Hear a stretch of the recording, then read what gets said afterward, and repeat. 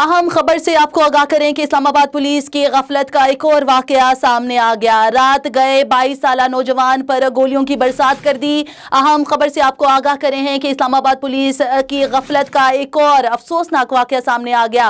22 साला उसामा दोस्त को घर छोड़कर वापस आ रहा था कि इस्लामाबाद पुलिस ने नौजवान को मौत की नींद सुला दिया। अहम खबर से आगाह करें आपको, यह अफसोसनाक वाकया इस्लामाबाद के थाना रमना की हदूद में पेश आया है। इसी वाकये से मुतालिक मजीद तफसीलात हम जान लेते हैं अपने नुमाइंदे मियां अब्दुल बासित से। मियां अब्दुल बासित, आगाह कीजिएगा, इस अफसोसनाक वाकये से मुतालिक मजीद क्या तफसीलात हैं आपके पास?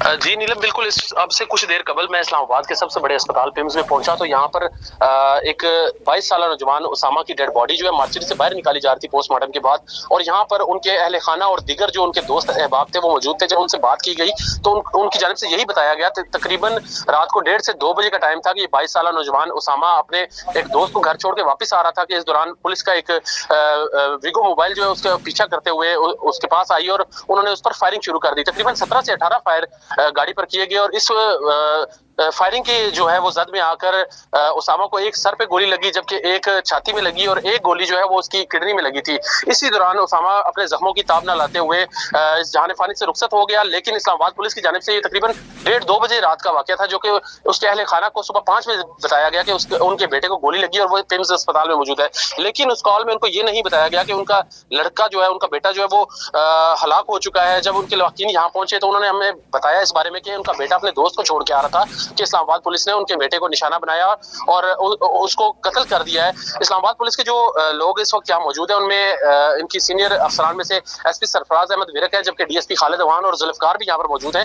रमना थाने के हदूद में ये वाकया जब पेश आया तो एसपी सरफराज अहमद विरक ने जो हमसे गुफ्तगू की उसमें उन्होंने ऑफ द रिकॉर्ड यही बताया कि ये लड़का जो है इनोसेंट है और इसका कोई कसूर नहीं था। इसके पीछे जो पुलिस की गाड़ी थी वो एंटी टेररिज्म स्क्वाड की गाड़ी थी, एटीएस, जो कि इस्लामाबाद में एक स्पेशल स्क्वाड होता है और रात के टाइम वो गश्त करता है। इसमें यह भी बताया गया कि उनकी जानिब से ऑफ द रिकॉर्ड कि ये लड़का इनोसेंट था, इसके खिलाफ किसी किस्म का कोई भी मुकदमा या किसी किस्म का कोई भी क्रिमिनल रिकॉर्ड इस लड़के का मौजूद नहीं था और ये गलती से जो है वो इस्लामाबाद पुलिस की जानिब से हिट किया गया। लेकिन ऑन द रिकॉर्ड मीडिया को इनकी जानिब से कोई भी बयान नहीं दिया जा रहा है। यही कहा जा रहा है कि एआईजी और डीआईजी की जानिब से मना किया गया कि आपने किसी किस्म का कोई भी मीडिया को मौकफ नहीं देना और उनसे कोई किसी किस्म की बातचीत नहीं करनी। हमने बड़ी कोशिश की है लेकिन उन्होंने अपनी तरफ से on the record on camera किसी किस्म का कोई बयान नहीं दिया। जी बहुत शुक्रिया मियां अब्दुल बासित तफसीलात से आगाह करने का। अहम खबर से आपको आगाह किया है कि इस्लामाबाद में थाना रमना की हदूद में विफाकी दारुल-ए-हुकूमत इस्लामाबाद की पुलिस की जानिब से इंतहाई गफलत का वाकया सामने आया है। 22 साला नौजवान उसामा रात गए अपने दोस्त को घर छोड़कर वापस आ रहा था कि विफाकी दारुल-ए-हुकूमत इस्लामाबाद की पुलिस की जानिब से फायरिंग कर 22 साला नौजवान को हलाक कर दिया गया। ये थी A1 टीवी ताज़ा तरीन। मजीद खबरों से बाखबर रहने के लिए आप देखते रहिए A1 टीवी।